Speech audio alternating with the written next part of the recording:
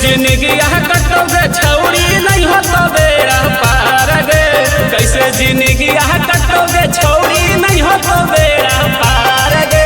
घर सब जलावा ढारे पड़तो भोला के दुआर गे। घर सब जलावा ढारे पड़तो बाबा के दरबार गे। घर सब जलावा ढारे पड़तो सुंदर दुल्हा मिलोगे छौड़ी भूखली जब सो मार गे।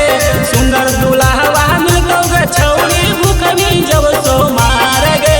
घर सब जलावा ढारे पड़तो भोला के दुआर गे। घर सब जलावा ढारे पड़तो भोला के दुआर गे।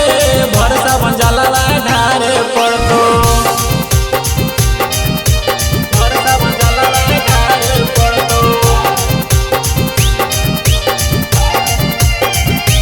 जलावा ढारे पड़तो।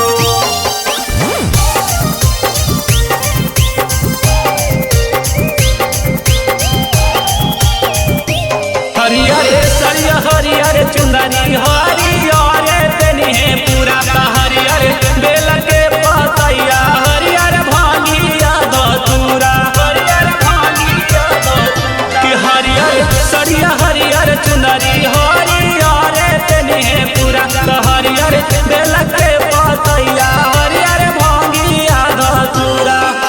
मन से करनी पूजा के छौड़ी खुश रही तो परिवार गे। मन से करनी पूजा के छौड़ी खुश रही तो परिवार गे। घर सब जलावा ढारे पड़तो भोला के दुआर गे। घर सब जलावा ढारे पड़तो भोला के दुआर गे। घर सब जलावा ढारे पड़तो घर सब जलावा ढारे पड़तो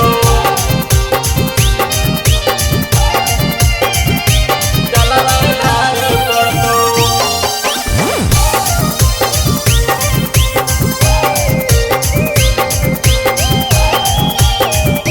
छौड़ी कर भी जाला ढारी चमत्कार हो तौगे। जादी मन से कर भी पूजा सब उधार हो तौगे सब उधार हो तौगे। छौड़ी करवे जाला ढारी चमत्कार हो तौगे। जादी मन से कर भी पूजा सब उधार हो तौगे।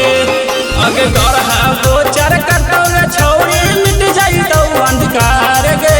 गढ़ा गोचर कटोगे छौड़ी मिट जाई तो अंधकार गे। घर सब जलावा ढारे पड़तो भोला के दुआर गे। घर सब